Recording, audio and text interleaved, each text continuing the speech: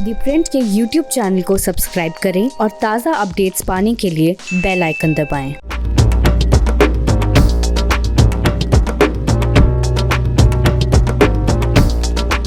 स्वागत है आपका प्योर पॉलिटिक्स में। और आज बात बिहार की कि किस तरह से नीतीश कुमार ने विधानसभा चुनाव में जो चिराग पासवान की बगावत थी उसका आखिरकार उन्होंने बदला ले लिया है। ये आखिर बदला कैसे लिया गया और बिहार की राजनीति में इसके क्या दूरगामी प्रभाव होंगे, बात करेंगे प्योर पॉलिटिक्स में बिहार की चिराग पासवान की और नीतीश कुमार की बदले की। तो सबसे पहले शुरुआत करते हैं। याद कीजिए विधानसभा चुनाव 2020, जब चिराग पासवान ने जेडीयू के ढेर सारे कैंडिडेट यानी कि तकरीबन सारे उम्मीदवारों के खिलाफ चिराग पासवान ने अपने कैंडिडेट खड़ा किए थे। और उससे क्या हुआ नतीजा? विधानसभा चुनाव में नीतीश कुमार के 35 से 40 जो जेडीयू के कैंडिडेट थे उनको चुनावी हार का सामना करना पड़ा। और नीतीश कुमार पहली बार जो बीजेपी के साथ जो उनका लगातार गठबंधन है उस गठबंधन में जूनियर पार्टनर के रूप में वो रह गए। बीजेपी के साथ सरकार तो बन गई लेकिन नीतीश कुमार की राजनीतिक जो हैसियत थी वो कमज़ोर हो गई।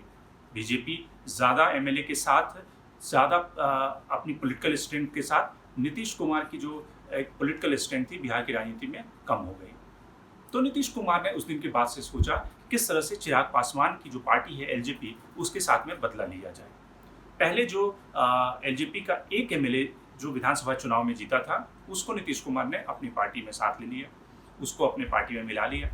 तो यानी कि जो एक नुमाइंदा था विधानसभा में उसको भी खाली कर दिया।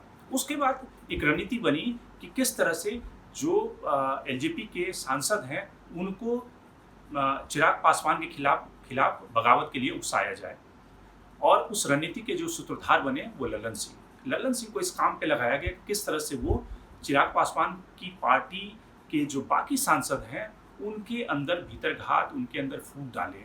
और इसलिए जो चिराग पासवान के जो चाचा थे पशुपति नाथ पारस, जो कि पहले बिहार सरकार में मंत्री थे जब एलजेपी एनडीए का राज्य में पार्टनर हुआ करती थी, और नीतीश कुमार की जो पिछली सरकार थी उसमें वो पशुपालन मंत्री थे।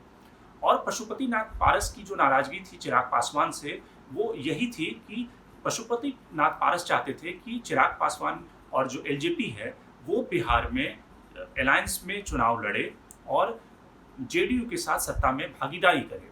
लेकिन चिराग पासवान किसी और इशारे पर यानी कि बीजेपी के इशारे पर नीतीश कुमार के खिलाफ काम कर रहे थे। तो पशुपति नाथ पारस की जो शुरुआती जो नाराजगी थी उस पर जेडीयू ने काम करना शुरू किया। लल्लन सिंह ने उनको समझाया कि चिराग पासवान का पॉलिटिकल फ्यूचर कुछ भी नहीं है, क्योंकि रामविलास पासवान एक बड़े नेता थे लेकिन चिराग पासवान अकेले दम पर इस पार्टी को आगे नहीं ले जा सकते, इसलिए ज़रूरी है कि आप जेडीयू के साथ में मिलकर काम करें।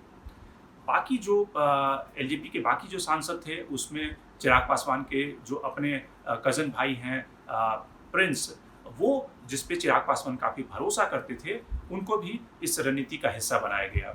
सूरजभान सिंह जो कि एक बड़े नेता और रामविलास पासवान से उनकी बड़ी अच्छी दोस्ती थी, लेकिन रामविलास पासवान के निधन के बाद लल्लन सिंह ने सूरजभान सिंह से भी संपर्क किया और कहा कि भाई उनके जो चंदन सिंह उनके परिवार के जो सदस्य नवादा से सांसद हैं उनको भी इस रणनीति में शामिल होना चाहिए, क्योंकि चिराग पासवान का कोई राजनीतिक भविष्य नहीं है। तो इस तरह से एलजेपी के 6 सांसदों में से 5 सांसदों को कन्विंस कर लिया गया और उसमें महेश्वर हजारी जो कि राज्य विधानसभा में उपाध्यक्ष हैं उनकी सहायता ली गई। तो लल्लन सिंह, महेश्वर हजारी ने इस पूरे ऑपरेशन को अंजाम दिया, यानी कि मिशन बदलापुर, चिराग पासवान से बदला लेने का पूरा जो मिशन था उसको अंजाम दिया गया। और इस कड़ी में कल रात में जाकर ये 5 सांसद थे वो लोकसभा अध्यक्ष से मिले और उन्होंने उनसे गुजारिश की कि इस संसदीय दल का जो नए नेता होंगे वो पशुपति नाथ पारस होंगे।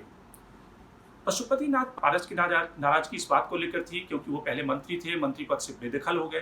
प्रिंस की नाराजगी इस बात को लेकर थी कि वो राज्य एलजेपी के पहले अध्यक्ष थे लेकिन उनको अध्यक्ष पद से हटाकर राजू तिवारी को अध्यक्ष बना दिया गया। इनकी नाराजगी पर जेडीयू ने काम किया और इस तरह से परिवार में फूट डालकर चिराग पासवान को उस पार्टी के संसदीय दल के नेता से हटा दिया गया। अब उनके पास जो बचा है वो एलजेपी प्रेसिडेंट का पोस्ट।